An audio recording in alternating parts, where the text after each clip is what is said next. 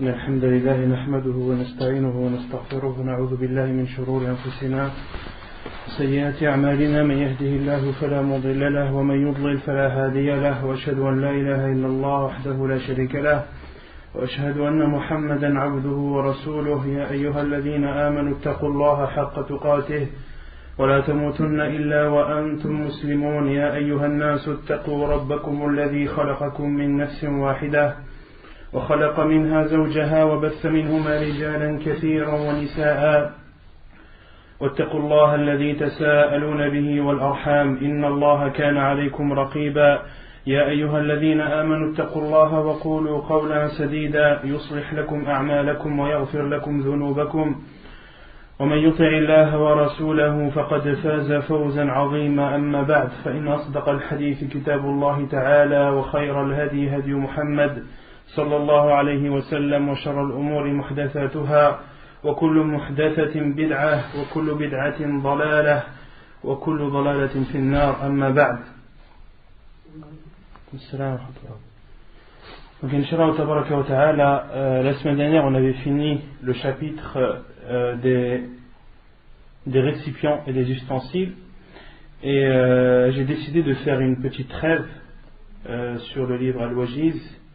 Comme c'est les vacances, beaucoup de gens sont absents, et le chapitre qui suit, c'est le chapitre de la purification. C'est un chapitre important, il y a des notions que beaucoup de gens ont besoin de connaître.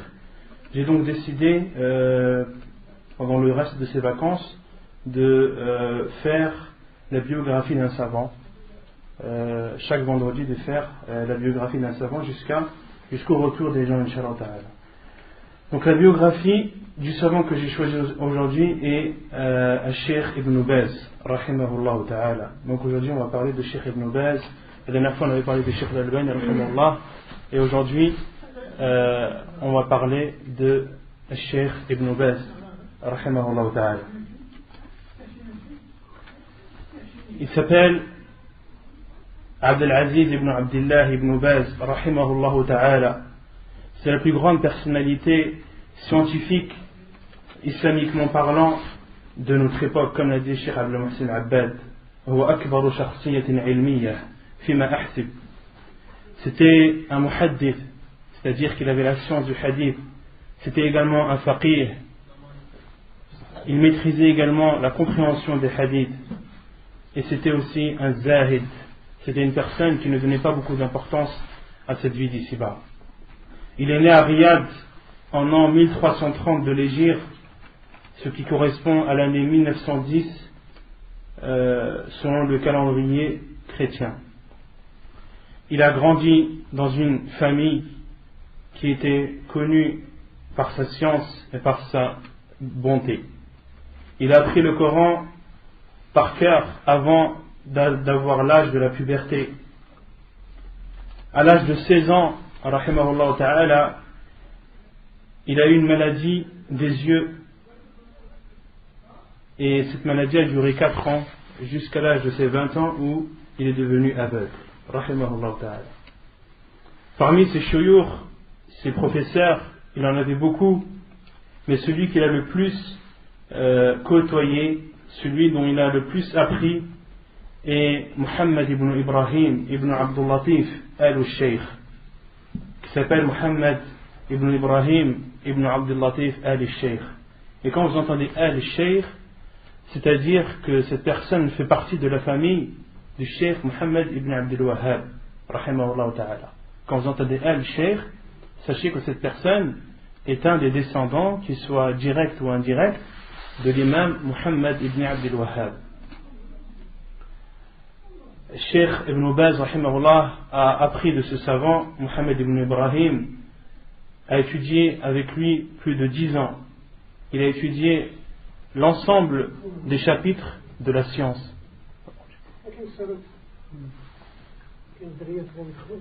Quant à ses élèves,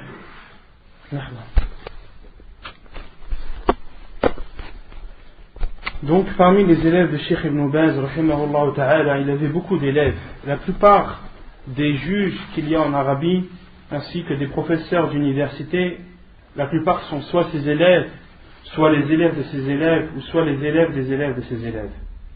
Et le plus connu parmi les élèves de Cheikh Ibn Baz, rahimahullah, il y a Cheikh Ibn Uthaymin, rahimahullah, qui est un des élèves de Cheikh Ibn Baz. Il y a aussi Ibrahim al-Sheikh. Il y a aussi Abdullah ibn Ghadayan, qui est un savant connu en Arabie. Il y a aussi Salih al-Hidan, qui lui aussi est connu en Arabie. Et il y a aussi Cheikh Abdul Muhsin al-Abbad. Tous ceux-ci sont des élèves de Cheikh Ibn Baz. J'ai cité uniquement un titre d'exemple, mais pour les dénombrer, ce serait très difficile. Cheikh Ibn Baz, rahimahullah ta'ala, avait une vie très chargée. Il a fait beaucoup de choses dans sa vie. Les premiers travaux qu'il a fait, il était juge dans une ville qui s'appelle Al-Kharj, en Arabie. Il était juge de l'année 1937 jusqu'à l'année 1951. Ensuite, il a enseigné dans Al-Ma'had al-Ilmi à Riyad, dans un centre scientifique où les gens apprennent la science religieuse. Cheikh Ibn Baz y a enseigné. Il a également enseigné dans l'université de Riyad jusqu'à la fin des années, jusqu'à la fin de l'année 1960. Donc Cheikh a enseigné presque 9 ans. Ensuite, au tout début de l'année 1961, il y a eu l'ouverture de Al-Jami'a al-Islamiyya à Médine. Il y a eu l'ouverture de l'université islamique de Médine. Elle a ouverte au tout début de l'année 1961. Et Cheikh Ibn Baz, rahimahullah, était une des causes, c'était même lui qui a eu l'idée de créer cette université et de la bâtir. Il est rentré dans cette université en étant adjoint du président de l'université. Pendant 10 ans, il était adjoint, et pendant 5 ans, Cheikh Ibn Baz était le président de la Jami'a. Pendant 10 ans, c'était son professeur Mohammed ibn Ibrahim. C'était lui, à l'époque, le mufti général de l'Arabie. Et lorsqu'il est décédé, Cheikh Ibn Baz, rahimahullah, est devenu président de la Jami'a al-Islamiyya. Et entre autres, Cheikh Ibn Baz, c'est lui qui a invité Cheikh al-Albani, rahimahullah. Il a proposé de venir enseigner dans cette université. Donc, Cheikh Ibn Baz était à l'université de Médine jusqu'à l'année 1975 à peu près. Et de 1975 jusqu'à 1994, il était le président de Dar al-Ifta. Il était président de la maison de la fatwa. C'était de là-bas que sortent les fatwas, c'est là-bas que les gens adressent leurs questions, etc. Du monde entier. Ensuite, après l'année 1994, Cheikh Ibn Baz, rahimahullah, a été désigné comme le mufti général de l'Arabie Saoudite jusqu'à la fin de ses jours. Cheikh Ibn Baz, rahimahullah, est décédé en 2000, donc il était mufti pendant 6 années. Sa science, c'était un grand savant. C'était un savant, comme appellent les savants, alimun rabbani. C'était un alim rabbani. Et un alim rabbani, c'est plus qu'un alim, tout court. L'alim rabbani, comme le définit Al-Hafid ibn Hajar, rahimahullah, il dit un savant n'est alim rabbani qu'à partir du moment où il est savant, où il applique sa science, et à partir du moment où il l'enseigne également. Donc un savant qui a la science, qui applique sa science, et qui l'enseigne, est un alim rabbani. Et Cheikh Ibn Baz, rahimahullah, était un alim rabbani. C'était aussi un imam dans la religion. Les gens le suivaient et le prenaient comme exemple. C'était un grand savant dans le hadith et dans le fiqh. Il donnait beaucoup d'importance et il suivait beaucoup les preuves du Coran et de la Sunna du prophète alayhi salatu wassalam. Et il donnait une importance toute particulière à l'essence du hadith. Il faisait très attention au hadith pour qu'il soit authentique et étudier les chaînes de transmission et différencier les hadiths authentiques des hadiths faibles. Et Cheikh Ibn Baz était aussi connu pour avoir une grande science dans ilm al-rijal, dans la science des rapporteurs du hadith. Et il connaissait très bien le nom des rapporteurs des hadiths du prophète alayhi salatu wassalam. Il était mufti à l'intérieur de l'Arabie comme à l'extérieur. Les questions lui venaient du monde entier. Le Cheikh Ibn Baz, rahimahullah, avait une grande place, une place très importante dans la science. Et de sa science attestait tout le monde, que ce soit les savants ou autres. Et Cheikh Ibn Baz, rahimahullah, a atteint ce niveau de science, le niveau de imam dans la religion, après beaucoup de difficultés, après beaucoup d'efforts. Il a beaucoup patienté et s'en est remis à Allah subhanahu wa ta'ala. Et beaucoup se demandent comment Cheikh Ibn Baz, rahimahullah, a atteint un tel niveau de science alors qu'il est aveugle. Beaucoup se demandent et se posent cette question. Et les savants ont répondu que Cheikh Ibn Baz, rahimahullah, était quelqu'un qui était extrêmement motivé dans l'apprentissage de sa religion. Il côtoyait énormément les savants. Il étudiait avec les étudiants en sciences, avec les tulab al-ilm. Il patientait. Il faisait attention à ne pas perdre son temps. Et avant tout cela, le plus important, il était sincère envers Allah subhanahu wa ta'ala dans son apprentissage. Et il avait une bonne attention. Quant au bienfait de Cheikh Ibn Baz, rahimahullah, a beaucoup profité à la communauté musulmane. Il donnait beaucoup aux gens, il leur donnait sa science, il leur donnait ses conseils, il les aidait avec son argent, il appelait à Allah subhanahu wa ta'ala avec la sagesse et la bonne parole. Il a écrit beaucoup de livres, il appelait à Allah subhanahu wa ta'ala également à travers ses conférences et ses cours. Il désignait des du'at, des prêcheurs qu'il a envoyés à l'extérieur de l'Arabie, et Cheikh Ibn Baz rahimahullah se débrouillait afin que ces prêcheurs soient rémunérés. Cheikh Ibn Baz rahimahullah faisait tous ses efforts pour trouver des fonds afin d'aider ces prêcheurs et de les rémunérer. De même que Cheikh Ibn Baz rahimahullah a propagé ses fatawa, les réponses aux questions qui lui étaient posées dans ses livres, dans ses rencontres et également à travers le téléphone, par relation téléphonique. De même, parmi les bienfaits de Cheikh rahimahullah, il donnait une attention particulière à tout ce qui était dit dans les magazines et les journaux. Et lorsqu'une erreur y était présente, ou qu'un journal avait dévié ou avait dit une mauvaise chose dans l'islam ou une chose fausse, le Cheikh Ibn Baz s'empressait d'écrire et de montrer l'erreur. De même que Cheikh Ibn Baz rahimahullah ta'ala aidait beaucoup les gens et les personnes nécessiteuses. Le Cheikh Ibn Baz aussi était connu pour ses intercessions. Il intercédait à beaucoup de personnes qui voulaient avoir un titre de séjour régulier en Arabie. De même qu'il intercédait auprès des élèves qui voulaient être acceptés dans les universités. Il aidait aussi les personnes qui étaient endettées. Il réconciliait les personnes qui s'étaient disputées. De même que Cheikh Ibn Baz rahimahullah finançait beaucoup de centres et d'associations islamiques, que ce soit à l'intérieur de l'Arabie ou à l'extérieur. Et parmi les centres qu'il rémunérait, Cheikh rahimahullah, il y a le markaz de Cheikh Muqbil rahimahullah à Dammaj. Cheikh Ibn Baz donnait beaucoup d'argent à ce markaz. De même qu'il aidait les personnes emprisonnées, que ce soit à l'extérieur de l'Arabie ou à l'intérieur.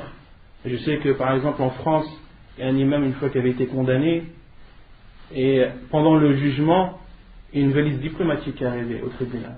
La valise diplomatique venait de la part de Cheikh Ibn Baz rahimahullah, où il essayait d'intercéder en faveur de cet imam. De même que Cheikh Ibn Baz rahimahullah aidait les personnes qui avaient besoin d'argent pour se soigner. Il aidait aussi les personnes qui avaient besoin de percer des puits chez eux. De même qu'il intercédait auprès des personnes qui avaient besoin que l'on les alimente en électricité. Autant de choses que Cheikh Ibn Baz rahimahullah apportait à sa communauté. Lorsqu'une personne venait le voir dans son bureau, où chez lui, Cheikh Ibn Baz l'invitait soit à déjeuner, soit à dîner avec lui. Et Cheikh Ibn Baz demandait toujours à la personne comment elle va, si ses parents sont encore vivants, comment vont tes parents. Et les personnes étaient très atteintes par ce comportement de Cheikh. Un grand savant de cette renommée qui parle avec toi, qui te demande comment tu vas, comment vont tes parents, comment vont les musulmans là où tu habites, est-ce qu'il y a des personnes de science, etc. Cheikh qui te donne un peu de son temps et qui te donne de l'importance. Et ceci touchait beaucoup les gens. Et l'année où Cheikh Ibn Baz est tombé malade, il n'a pas fait le pèlerinage cette année-là. Les médecins lui avaient déconseillé de faire le pèlerinage. Et Cheikh Ibn Baz a envoyé et a ordonné qu'on ouvre sa maison à la Mecque. Qu'on ouvre sa maison à la Mecque et qu'on y accueille les gens et qu'on leur donne à manger. De même qu'il a ordonné que sa tente à Minan soit ouverte et que les gens y soient accueillis et nourris également. Et Cheikh Ibn Baz appelait et suivait ce sujet avec appeler les responsables, leur demander est-ce que la maison est bien ouverte, est-ce que les gens sont bien rentrés, combien était-il, qui est venu, qui n'est pas venu, alors que Cheikh était dans son lit d'hôpital. Une fois, Cheikh Ibn Baz était dans son bureau à la Mecque, et ensuite, après, à l'heure du déjeuner, il est rentré chez lui, il s'est assis à l'endroit où il mange, il n'a pas entendu de voix, il n'a pas entendu le bruit des gens, et il a demandé à une personne qui était proche de lui, qu'est-ce qu'ils ont les gens aujourd'hui, j'entends pas leur voix, pourquoi ils ne sont pas venus? Et la personne lui a dit, les gardes leur ont empêché d'entrer aujourd'hui. Cheikh Ibn Baz s'est énervé et est parti voir les gardes et leur a ordonné de faire entrer tout le monde et de les inviter au déjeuner. Une fois aussi, un homme est venu le voir dans son bureau. C'était un Africain, et Cheikh lui a dit, tu vas rester aujourd'hui chez nous, tu es notre invité. Et Cheikh a ordonné qu'on apporte du parfum et qu'on parfume cet homme. Et l'homme lui a dit, Cheikh, est-ce que je peux rester avec vous aujourd'hui? Et Cheikh a dit, bien sûr, hilakumullah. Et l'homme lui a dit, oh Cheikh, est-ce que je peux manger aussi avec vous aujourd'hui? Et Cheikh Ibn Baz lui a dit, bien sûr, hayakallah, viens manger avec nous, viens aujourd'hui tous les jours. Et à ce moment-là, c'était l'heure de la prière, et Cheikh Ibn Baz s'est levé pour prier et répéter cette phrase, aujourd'hui et tous les jours, aujourd'hui et tous les jours, aujourd'hui et tous les jours. Et Cheikh Ibn Baz, lorsqu'il mangeait, il ne mangeait qu'avec les pauvres. Il y avait toujours des pauvres dans l'endroit où il mangeait. À tel point que des personnes qui étaient riches et des personnalités importantes étaient gênées de cela. Et on dit à des personnes proches du Cheikh, allez voir Cheikh et dites-lui qu'il prépare de la nourriture pour les pauvres à part, et puis afin que nous on puisse s'asseoir avec lui et discuter avec lui de choses plus importantes. Et lorsque ces personnes sont parties voir le Cheikh et lui ont dit ces paroles, le Cheikh s'est énervé. Il a dit, nous on n'oblige personne à manger avec nous, j'oblige personne à manger avec moi. Celui dont sa personne ne veut pas, celui qui n'est pas capable de manger avec des pauvres, qu'il aille manger chez lui avec sa famille. Je n'oblige personne à manger. Quant à moi, je suis comme ça et je ne changerai pas. Quant à moi, je suis comme ça et je ne changerai pas.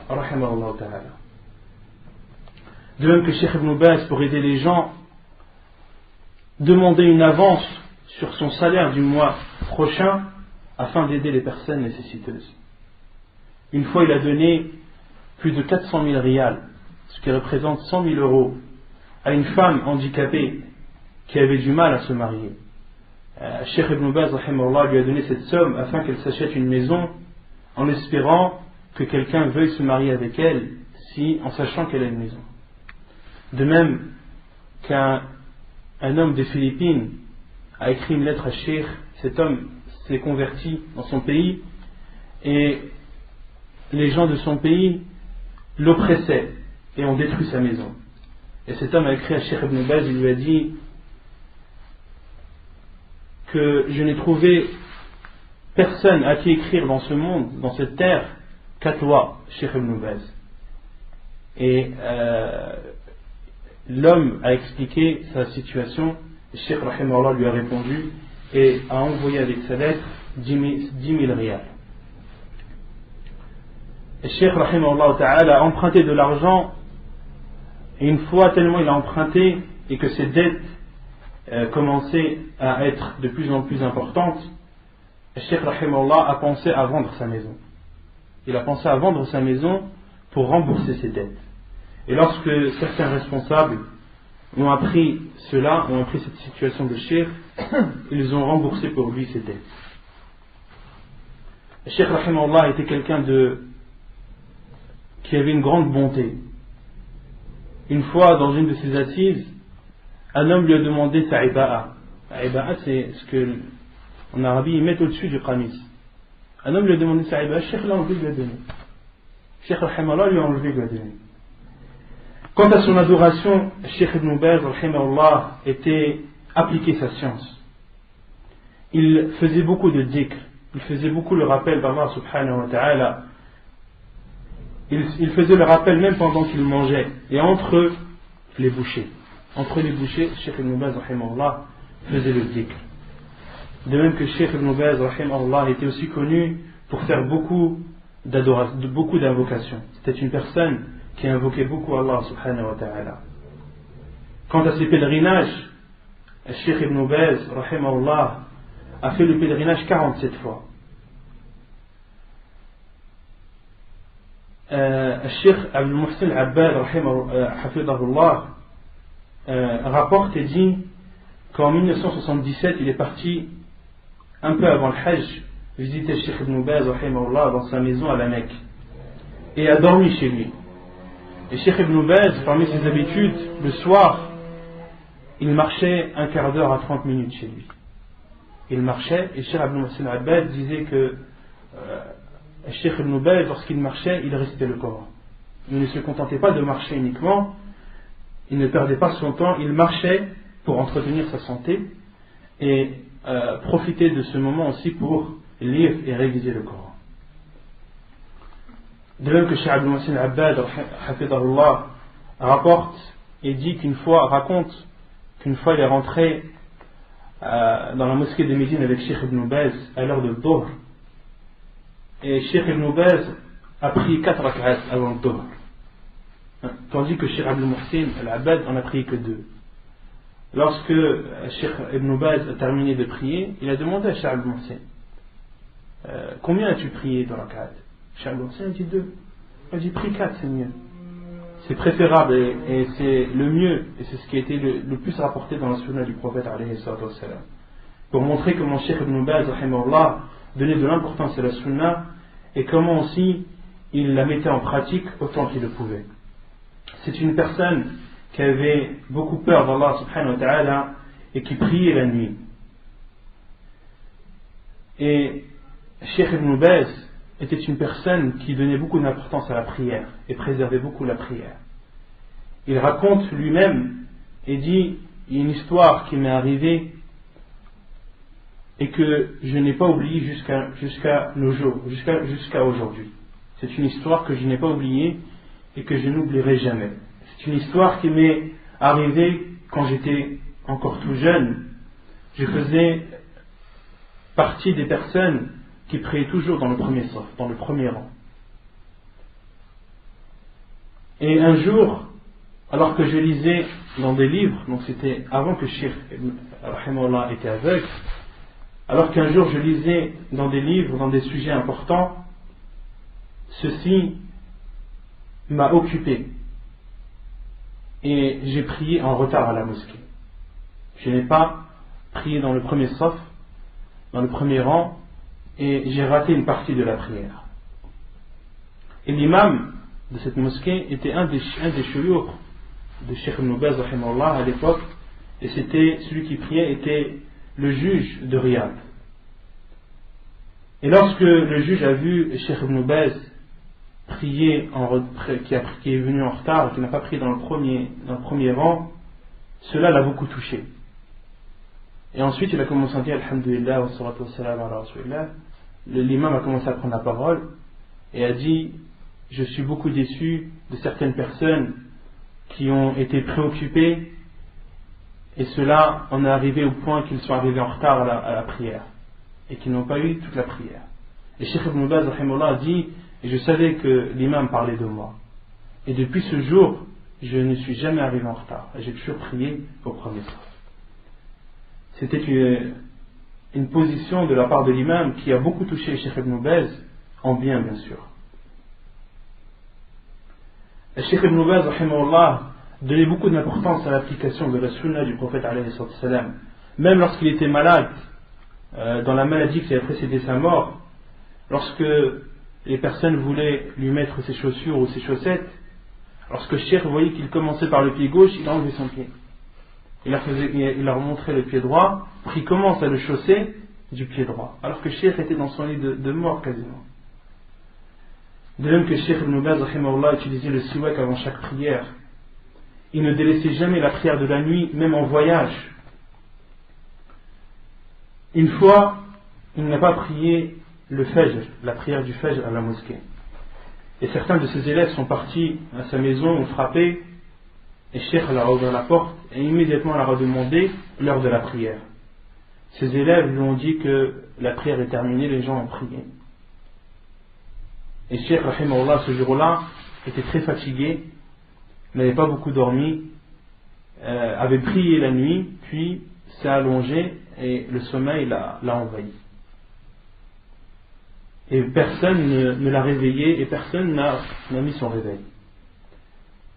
Et Cheikh rahimahullah ta'ala a dit à ses élèves ensuite: c'est la première fois que je rate Salat al-Fajr de ma vie. Cette fois-ci est la première fois que je rate Salat al-Fajr. Allah alam quel âge avait Cheikh à l'époque, mais il n'était pas jeune. Quant à son comportement, Cheikh rahimahullah était une personne très modeste. Lorsqu'il mangeait, il s'asseyait par terre. La iba'a qu'il portait n'était pas une iba'a chère.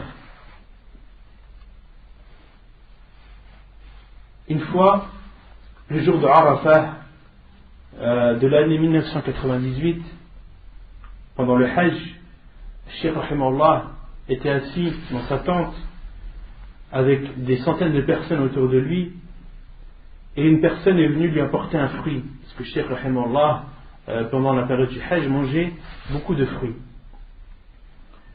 Et lorsque le fruit a été posé devant lui, Cheikh a demandé: est-ce que l'ensemble des gens qui sont ici ont la même chose ou pas? La personne a dit non, mais que toi. Cheikh rahimahullah s'est énervé et a ordonné qu'on éloigne ce fruit de lui. Pourquoi? Il ne voulait pas manger devant les gens qui étaient en train de le regarder. Et il est possible que parmi ces gens-là, des personnes qui n'aient pas mangé ou qui aient envie de ce fruit, mais qui n'avaient pas la possibilité de le manger.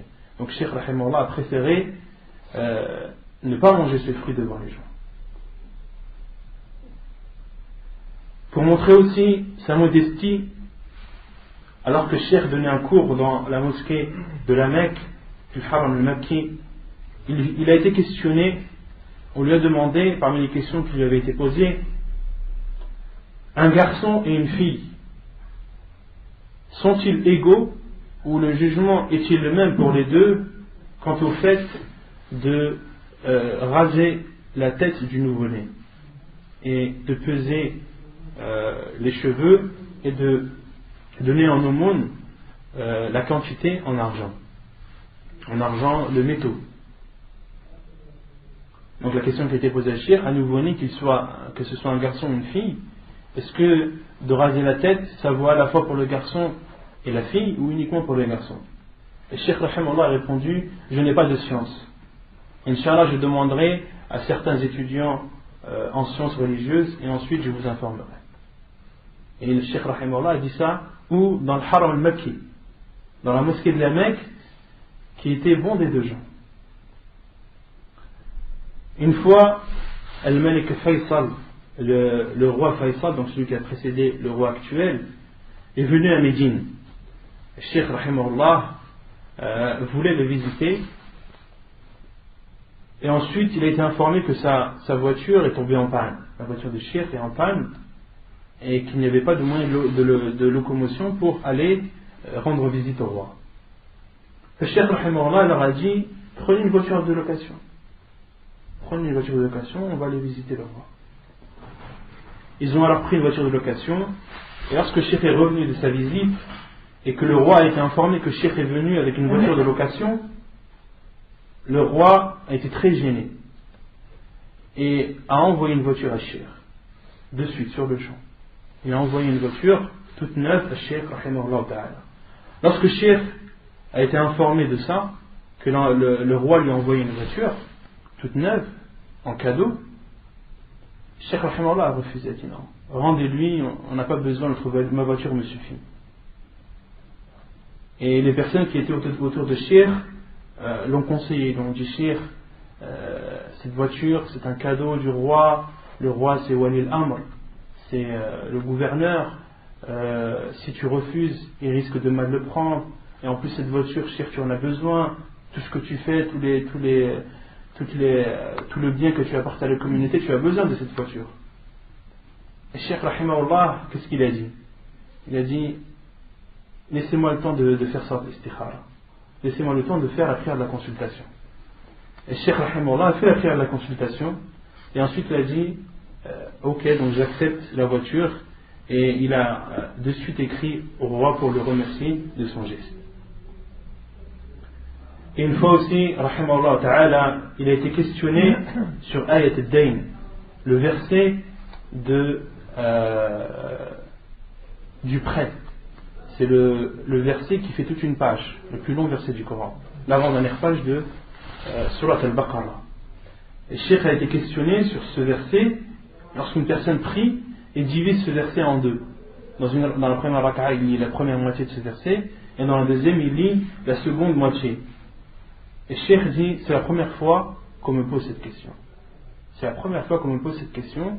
Et ensuite, il a répondu et a dit: s'il lit ce verset en le séparant, en le divisant dans les deux raka'at, il n'y a pas de mal, mais le mieux est de le prier dans une seule raka'at. Et ici, où est la modestie de Cheikh dans cette réponse? C'est lorsqu'il dit: c'est la première fois qu'on me pose cette question, ou c'est la première fois que je suis confronté à cette question. Et ça, c'est une modestie de sa part, contrairement à beaucoup d'autres personnes qui, au contraire, parce qu'elles parlent, on a l'impression qu'elles connaissent qu'elles connaissent toutes les choses, que toutes les mas'ala, tous les sujets ont déjà été traités par cette personne. Et en aucun cas cette personne dira: non, ce sujet, je n'ai jamais été confronté à cette question. C'est une modestie de la part de Cheikh d'avoir dit une telle parole. Et les nombres de fois où Cheikh a été questionné et a répondu je ne sais pas, ou ce sujet demande une révision, ou il demande directement à un élève, un étudiant dans la science religieuse, lui demande directement, il dit: qui peut nous faire une recherche sur ce sujet, et ensuite nous donner la réponse, je lui en serai très reconnaissant. Cheikh, comme ça, dans son cours, il demande à un talib ilm, alors que lui, c'est un imam dans la religion. Une autre fois, un homme est venu lui demander une question, et Cheikh rahimahullah lui a répondu: je ne sais pas. Et l'homme lui a dit: comment ça, toi tu ne sais pas? Si toi tu ne sais pas, qui sait? Et Cheikh rahimahullah a dit: cet homme va crier à l'horizon que Cheikh Ibn Baz ne sait pas. Va crier à l'horizon, sort dehors et crie que Cheikh Ibn Baz ne sait pas, pour montrer la modestie de ce savant. Parmi aussi les choses qui montrent la modestie de Cheikh, il n'aimait pas qu'on fasse ses éloges. Une fois, un étudiant en sciences religieuses a écrit un poème où il cite les éloges de Cheikh Al-Albani et de Cheikh Ibn Baz rahimahullah ta'ala. Il cite ces éloges, et ce poème a été lu par Cheikh par une personne qui travaillait dans Majalat al-Da'wa, dans un magazine qui s'appelle Majalat al-Da'wa. Et cette personne a lu le poème à Cheikh, et ensuite Cheikh lui a demandé: est-ce que tu vas publier ce poème dans le magazine? Et l'homme a répondu, si vous l'autorisez, oui. Cheikh il a dit, déchire-la. Cheikh a refusé que ce poème soit publié dans son magazine. Il lui a dit, déchire. Et en an 1415 de l'Hégire,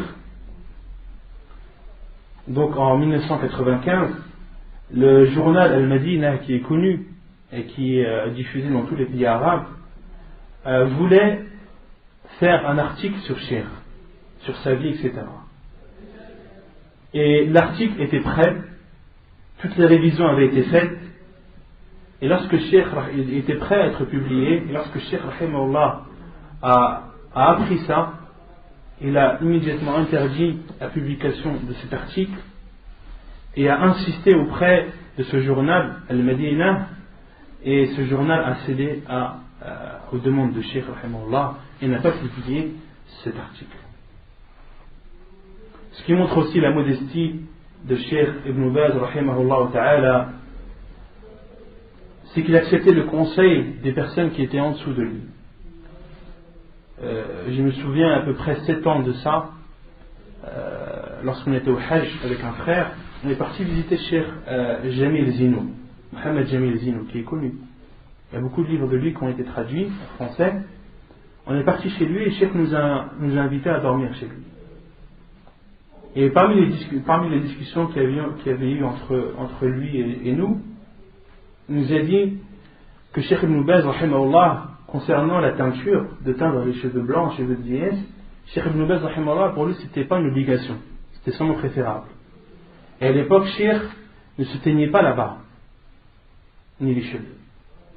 Et Cheikh Jamil Zino est parti conseiller Cheikh Ibn Baz. Il a dit, oh Cheikh, toi tu es un imam dans la religion, les gens te voient, les gens te prennent pour exemple. Teins-toi la barbe avec du henné, teins-toi les cheveux avec du henné, suis la sunna du prophète alayhi salam. Et Cheikh Mohamed Jamil Zino nous dit que le lendemain, Cheikh rahimahullah est venu avec la barbe teinte. Alors qu'il ne considérait pas que c'était obligatoire, mais a pris le conseil de ce Cheikh Mohamed Jamil Zino et l'a mis en pratique.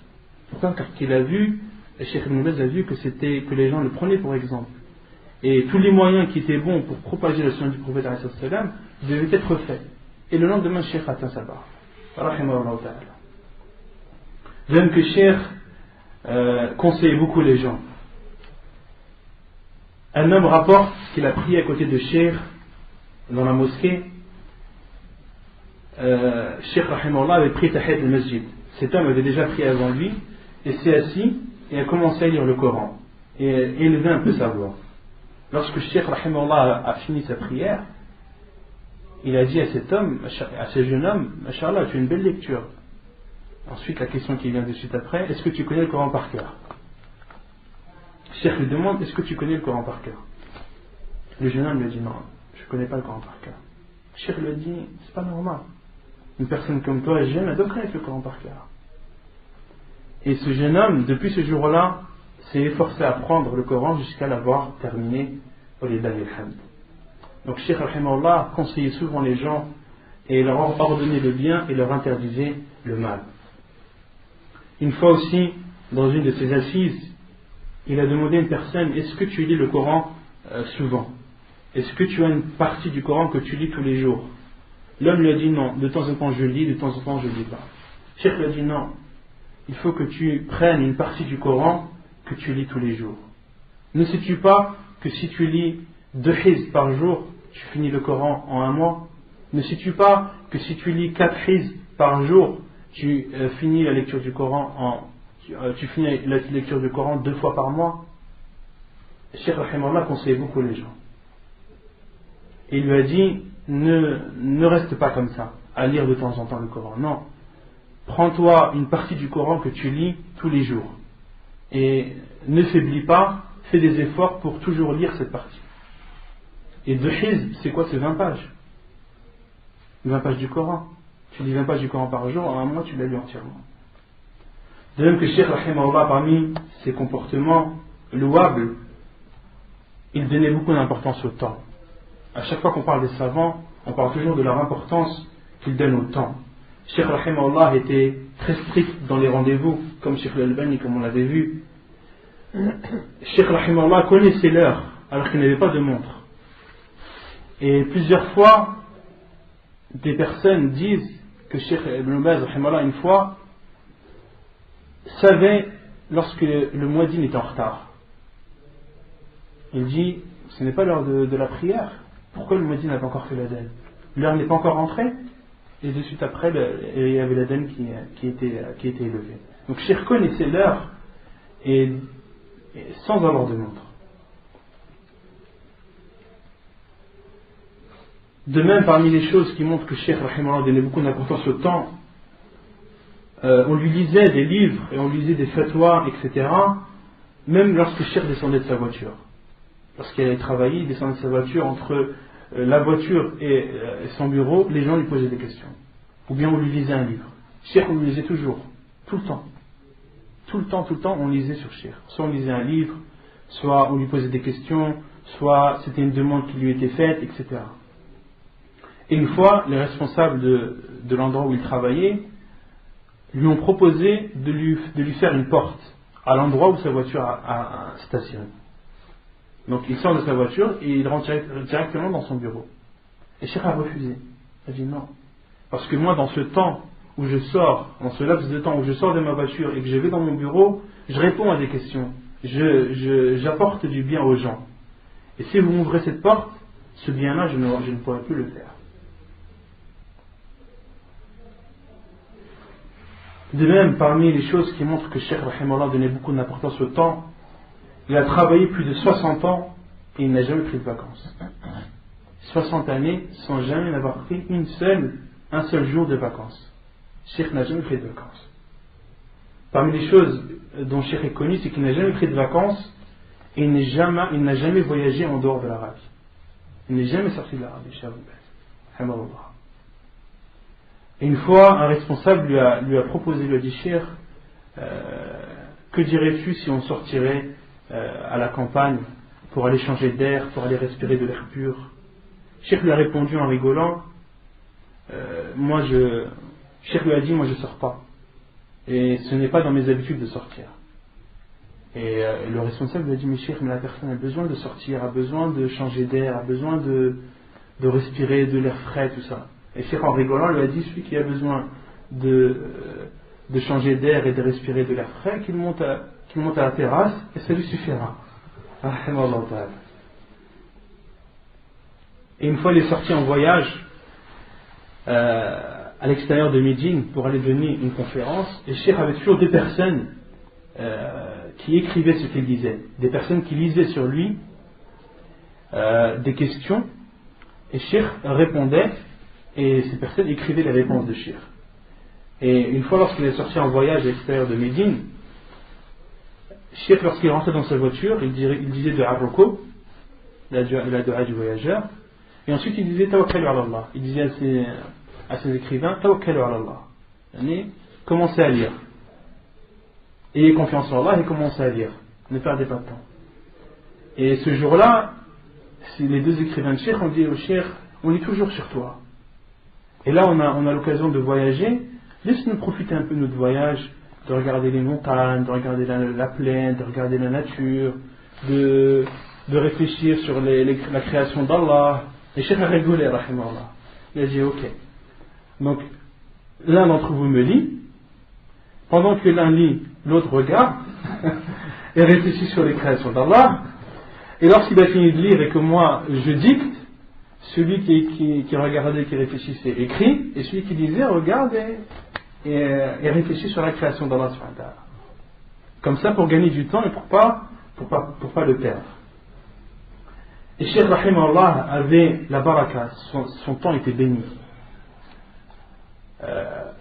Une personne rapporte que Cheikh, une fois, entre le Maghrib et l'Isha, donc les assises de Cheikh c'était comme ça.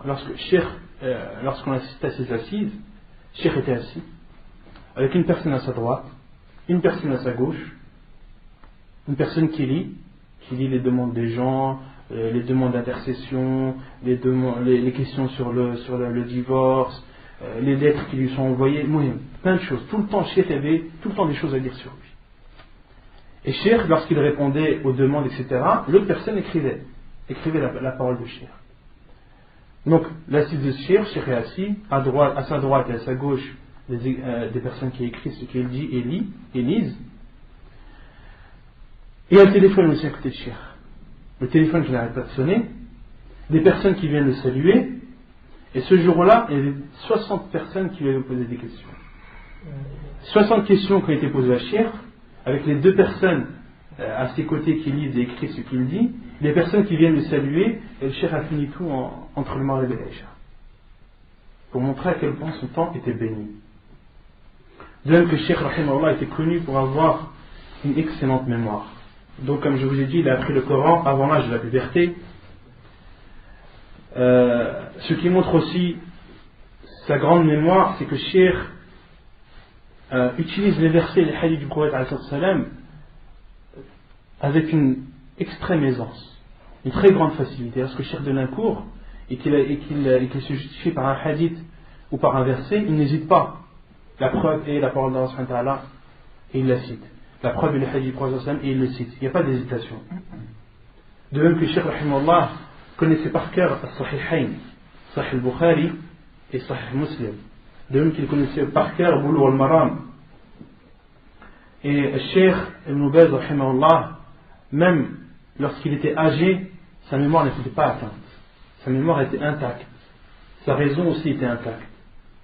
Et c'est de même pour tous les savants en général. Même Cheikh al-Albani rahimahullah, sa mémoire était intacte, sa raison était intacte. Contrairement à beaucoup de gens, quand ils vieillissent, on a l'impression de parler à des petits enfants. Ils ne se rappellent plus de rien, ils ne se rappellent plus de leurs enfants, etc. Et parmi les savants qu'on a rencontrés aussi, il y a Mohammed ibn Abdel Wahhab al-Banna, un Égyptien qui habite à Jeddah, un des savants connus d'Arabie. Et ce cheikh a plus de 50 enfants. Il a plus de 50 enfants et il est âgé, il doit avoir plus de 88 ou 89 ans lorsqu'on l'avait vu. Et ses enfants, il ne les reconnaît même plus, il ne connaît même plus le prénom de ses enfants.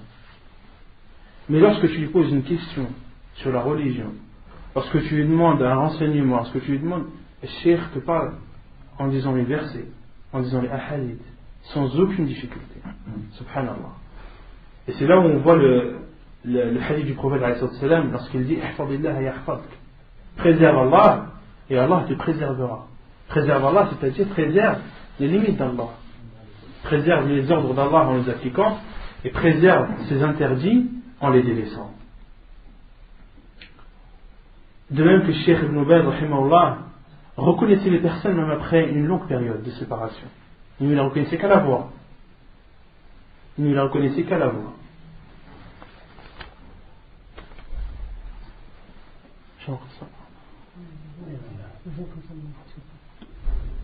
Parmi aussi les comportements de Cheikh rahimahullah, sa patience. Cheikh rahimahullah était une personne très patiente. Il priait la nuit, il se réveillait toujours 1 heure avant la prière du Fajr, en général à 3 heures du matin. Même lorsqu'il rentrait tard, une fois il est parti à Jeddah pour ouvrir un centre islamique, il n'est revenu chez lui qu'à 2 heures du matin. Et les personnes qui l'accompagnaient, qui ont dormi chez Cheikh, ne pensaient pas que Cheikh allait se réveiller pour prier. Et ils ont été étonnés d'être réveillés par Cheikh à 3 heures du matin. Ils se sont couchés à 2 heures, et à 3 heures, Cheikh les a réveillés pour qu'ils prient Qiyam al-Layl. Et Cheikh rahimahullah, parmi aussi sa patience, c'est qu'il n'a jamais délaissé un cours. Cheikh, lorsqu'il avait un cours, il le donnait toujours, quelles que soient les circonstances. Une fois, il avait mal au genou, il est venu en chaise roulante faire son cours. De même qu'à l'époque, lorsque Cheikh était à Riyad, vous savez, pendant la première guerre du Golfe, il y a des Scuds qui ont été envoyés à Riyad, sur Riyad. Vous vous en rappelez ou pas? Des Scuds ont été envoyés à Riyad. Et les Scuds ont été envoyés un peu avant le Fajr. Et les gens étaient pris de panique. Les gens étaient pris de panique et Cheikh avait toujours un dars après le Fajr. Et ce jour-là, alors que les Scuds tombaient sur Riyad, beaucoup d'élèves, beaucoup de personnes ne sont pas venus prier à la mosquée. Que quelques élèves, une poignée d'élèves est venue assister à la prière du Fajr. Et ensuite, il n'avait pas d'espoir que le cheikh donne son cours, vu la situation. Et ils ont été étonnés de voir le cheikh rentrer, comme si de rien n'était, comme si tout était bien, comme si tout était tranquille. Et le cheikh a prié, a donné son cours. Rahimahullah ta'ala.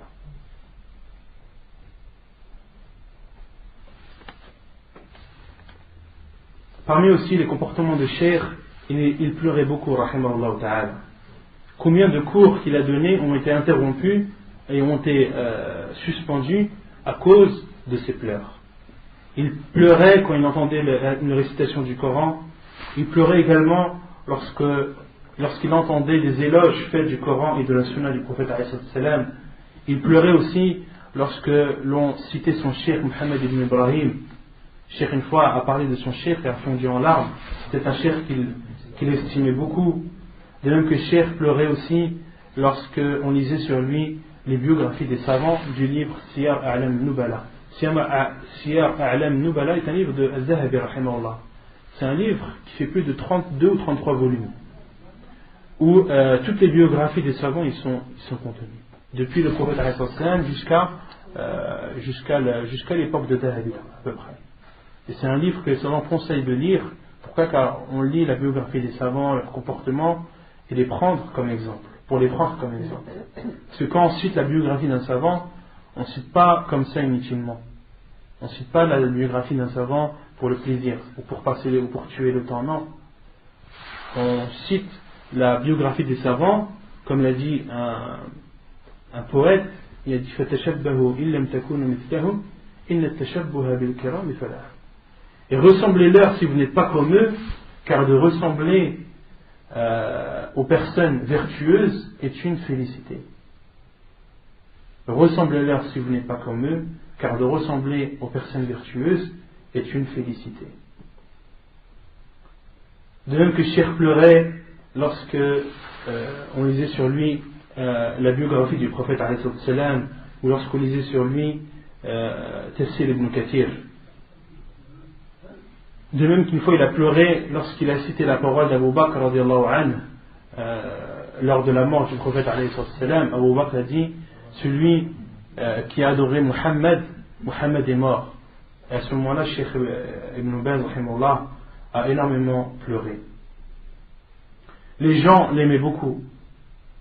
Lorsqu'il est parti de Riyad à Médine, les gens de Riyad étaient tristes, étaient attristés par le départ de Cheikh. Ils ne voulaient pas son départ.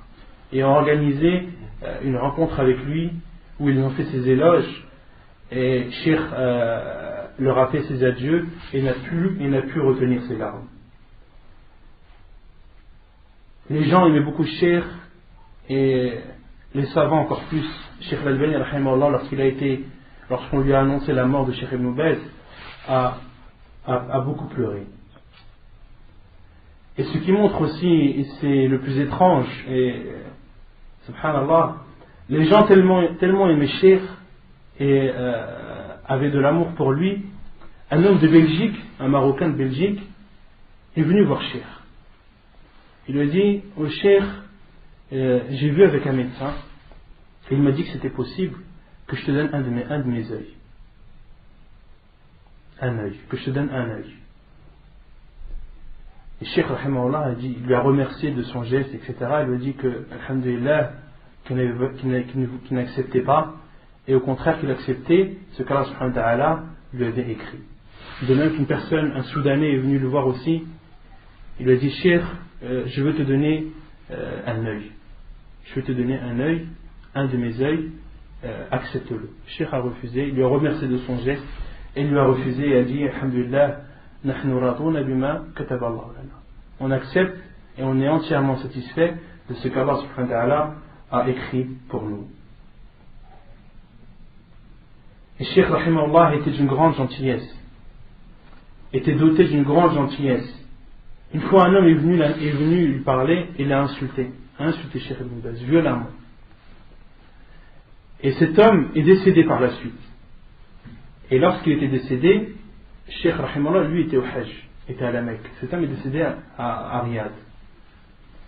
Et l'imam de la mosquée a refusé de prier sur cet homme. Pourquoi? Car il a su que cet homme avait insulté Cheikh Ibn Baz. Il a dit, moi je ne prie pas sur cet homme, il a insulté Cheikh. Et il a dit aux gens que quelqu'un d'entre vous prie sur lui, moi je ne prie pas sur lui.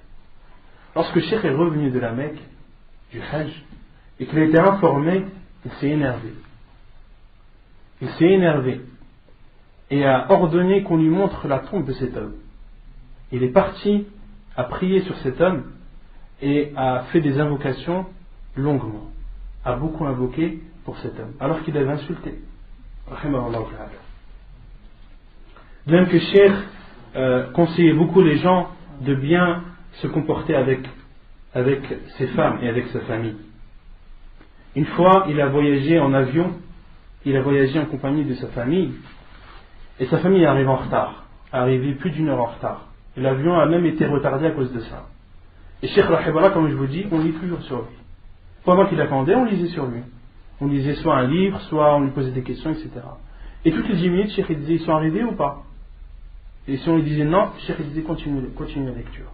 Ainsi de suite, jusqu'à ce que sa famille est arrivée, et Cheikh ni les a engueulés, ni leur a fait un reproche, car il savait très bien que s'ils étaient en retard, c'était pour une raison valable.